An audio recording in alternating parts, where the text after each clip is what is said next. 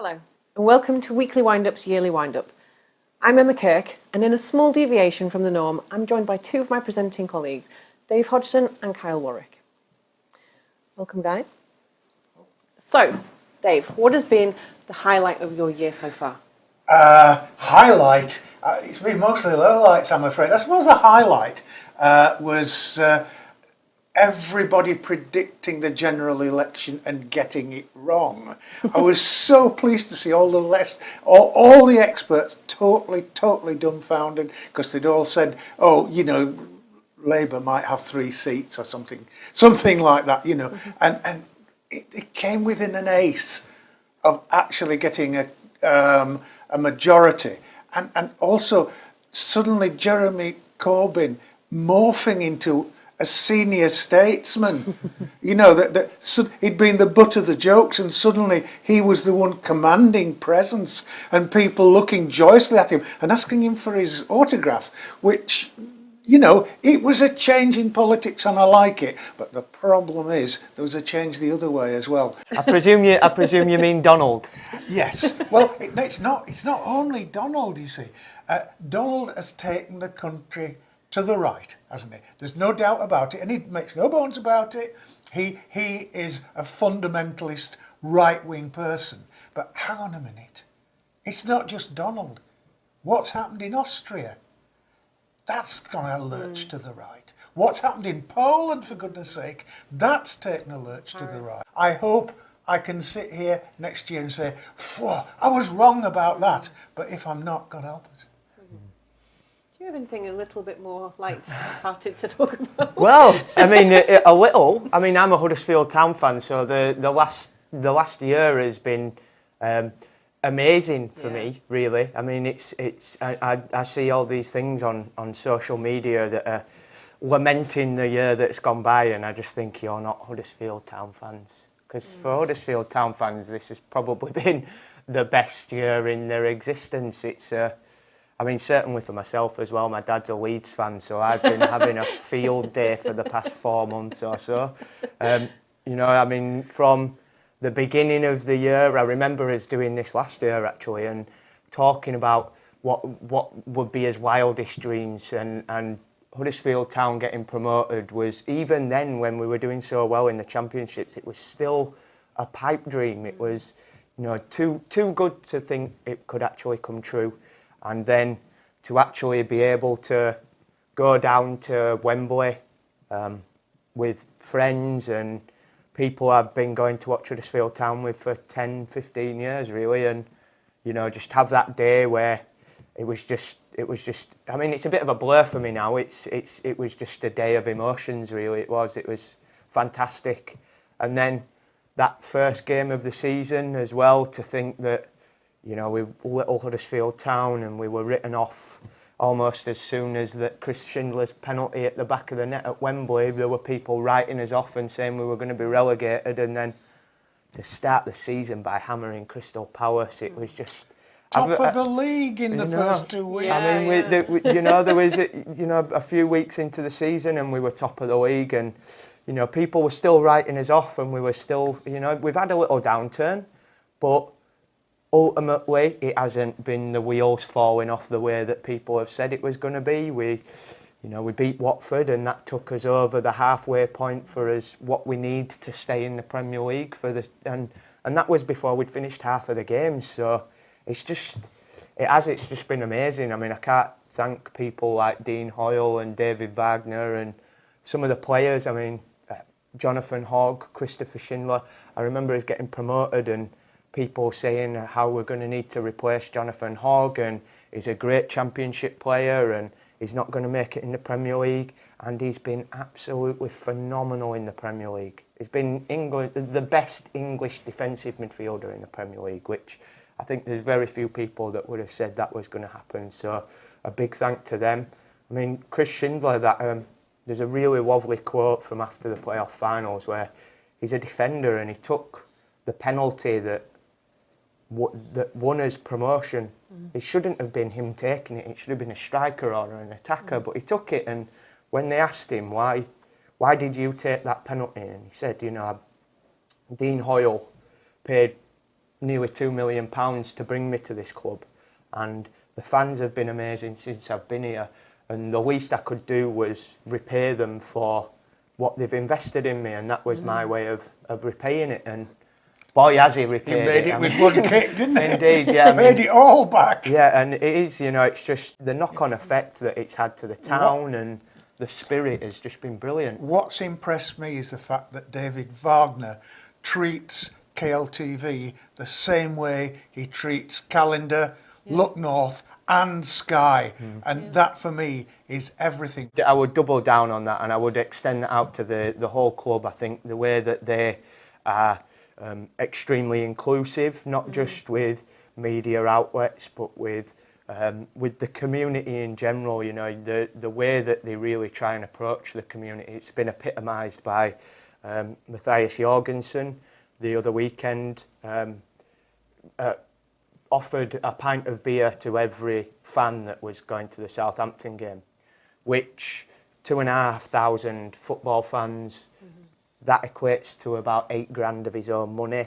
And he's just, you know, he's acknowledging that the fans have been great, so he's wanting to give something back to them. And that, you know, you look at the way that the club could have quite easily gone, right, well, we've gone into the Premier League and people are going to pay whatever they'll pay any amount of money to get a ticket, and the club said that isn't us. £190 for a Premier League season ticket. Considering there's clubs like Arsenal that fans pay £2,500 for a season ticket, you know, I think it's just phenomenal what the club has done in the past year, and I really couldn't be prouder. Do you think that's Huddersfield in general, though? Because the Giants are very community-orientated as well, aren't they? Yeah, absolutely. I think it's sort of... I think possibly there is something that the club has taken on from other sports and other communities as well. You know, I think it's very German, the way that they go about the business. But yeah, certainly, I think as a working-class town, you know, the sports clubs generally have a pretty good recognition of who their fans are. And they don't try and, you know, be something that they're not. And they don't try and appeal to people that aren't their base. And I think that is much to their credit, you know, definitely. What about yourself, Emma? I mean, you know... Well, I've only been here for half a year. And I think my first assignment was the election. And I mean, that was quite an amazing thing for me. We went out to the polling station. Yeah. And I mean, I learnt a lot. I learnt a lot from that, and throughout the year I've learnt from every single person that has been on. You know, some people individually have had amazing stories to share, and some community, I think you said some community groups, action groups, charities, and every single one of them has been fascinating. You know, I've taken something away from everyone. So for me, really, it's an opportunity to just give those people a platform, and then obviously I take away something from each one of them. The Brunswick Centre, you know, they've been on, and I learnt an awful lot about what they do, and it's nice to be able to help other people become aware of that as well. So yeah, it's been an amazing year for me, and I've enjoyed every minute of it. But I think, you know, when we sit in front of the camera and we're talking to somebody, that's great. But everybody that works here, I think that's the team we have is much like Huddersfield, and you know, we all work together, and I think that's great. Yeah. How easy or hard do you think presenting to TV is? Well, if you'd have asked me in January, February, I'd have said no way. But I think, to be fair, I enjoy it far more than I thought I would do.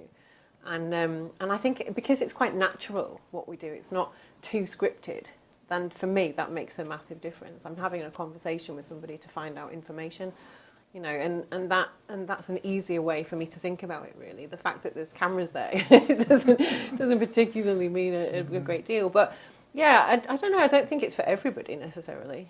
Does it put you off, or do you feel better because Kirklees Local Television actually operates in a much more modern way than traditional television? And although we've got the technicians in another room, you look out and there's just 3 cameras there and nobody. Yeah. Did that take some getting used to? I'm not sure, because I've never worked in an environment different, so I can't really compare. But yeah, I suppose it's easier for the guest because there's not people staring at them. and they can have a little, forget and have more of a natural conversation with me. I usually tell them to pretend they're having a gin. so obviously, they're a little bit more relaxed. But yeah, I couldn't compare to anything. That was water in your glass. Of course. Do you have a standout guest, one that you enjoyed the most? I know for me it was probably Reggie. Oh gosh, yeah. Which Reggie. probably tell people about Reggie if they don't know, because I mean we just had the pleasure of meeting him. You got to interview him as well, didn't you? So. And he was such a well-behaved dog, wasn't he? He was. Yeah, Reggie was a Pat dog, Pets of Therapy, and he came on and he was so quiet for the entire interview until we mentioned cheese. And as soon as we mentioned cheese, he sat. I was like, "Where is my cheese?" But that was the point where I think everyone realised how huge he was, because sat down next to me, he was up here, wasn't he? Massive dog, but yeah, so well behaved. He was lovely. But again, because I think he was like one of the first people that we had in that I was talking to. So they always tell you, don't they? Don't work with animals or kids. And I was like, oh, I've dropped myself in it. But he was perfect. Yeah. I don't know. I couldn't pick a standout. I mean, Claire, when she came on and talked about left jab, that was quite funny, because obviously she was explaining the process of boxing, and when she said sort of about, you are going to get punched in the face, that kind of, I remember that moment. Is that why you dropped the demonstration? Yeah, definitely. I'm not getting punched in the face. But there's been some amazing people, isn't there? Really, Paul Remmer came on and told a very, very, personal story. Absolutely. Yeah. So yeah, no.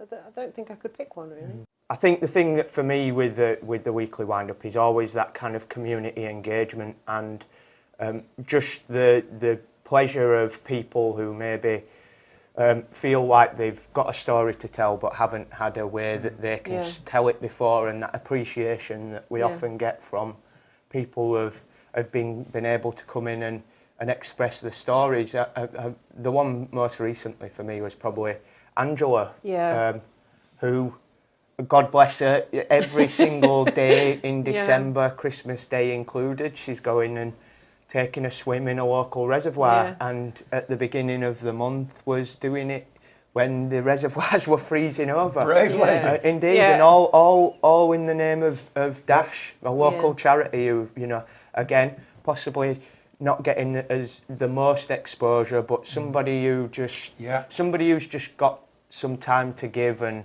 the heart to go and do it, and I thought that was it was a lovely story. That's a massive undertaking, though, isn't it? Every day in sub-zero.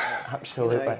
I wouldn't like to be and probably in the dark. I mean, I would certainly suggest people check out a Facebook story and the weekly wind-up episode, because there's pictures where it's night time and she's lit by a torch, and you can see where she's prodded holes in the ice, and I've nothing but admiration for her. Nothing but admiration, certainly. I think from my point of view, my biggest memory is the famous Dr. Steve Ollerton, who of course runs the CCG, I mean, and is in charge of the move from Huddersfield to Halifax, and I did actually take some pleasure of seeing the look on his face, like his pet hamster had bitten him when I threw some of the questions at him. Indeed. Didn't quite have the answer. Yeah. So I think that was my high point. But then I like a bit of a political skirmish, as you probably remember from the start of this programme. Indeed, yeah. And that's that's going to be something that definitely rolls on into next year, as a number of stories will do. But I mean, is there anything that you're looking forward to in the new year, Emma? To be fair, I think more of the same. I think KLTV is going to get bigger. I think there's going to be more opportunities, and I think that more people will be able to benefit. Yeah. From a personal perspective, I'm quite looking forward to maybe interviewing a few more sports people, and maybe some of the women's rugby, because obviously Huddersfield have just started their under-19 ladies team, so I might maybe hoping to get some of those down. But yeah. Indeed, because I know you're looking to expand on some of the things that you were doing with the Giants last year as well, which should be interesting. Yeah, spotlights I think we're going to do on some of the players, because there's that missing gap, isn't there? I think You know, you have a team that's sat there, a little bit like with Huddersfield Town. Your team, and people see them week in, week out. They don't know what they do in the training. They don't know what they're doing when they're eating, and you know, and it is. I think it's just personalises it a little bit more. So yeah, hopefully we can do that. About yourself, Dave? For next year, I want everything that I've said at the beginning of the programme to be absolutely wrong. Completely. Look at the nice sort of things that are happening around the world. Better things happening in Africa to a certain extent. I like to think that the right person won the ANC's ballot for South Africa because it's somebody who is calling for moderation, not to do a, shall I say, a Mugabe in South Africa and start friction again. And things like that are doing really, really well. And look what's happened with the community spirit at Grenfell Towers as well. It's to be commended, isn't it?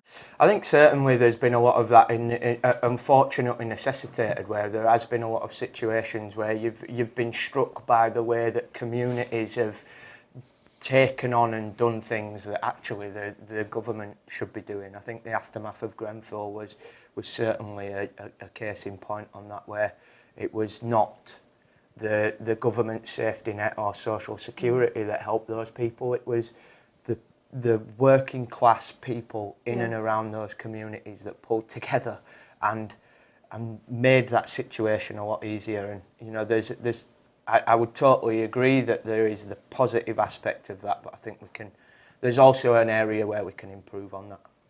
It's like Manchester, though, wasn't it? When the bombing happened, it was homeless people that were actively helping victims, and people were shocked. Yeah, and you know, they're people that were trying to help people. Yeah, absolutely. You know, I think at the end of the day, like, human nature in general is to be decent, isn't it? Really, you know, you can. Through various different things that happen to you in your life, you can go down a path where you maybe start thinking that isn't the case, but then situations arise that make you realise actually human nature is to be good and to help people, and that's something I think is a good way to go into the new year, and more of that, really, more of that community spirit and more of that communities coming together despite differences, I think. Well, that's all we have time for in this year's yearly wind-up. I hope everyone has had a lovely Christmas, and we look forward to seeing you all in the new year. Goodbye from us. Goodbye. Goodbye, everyone.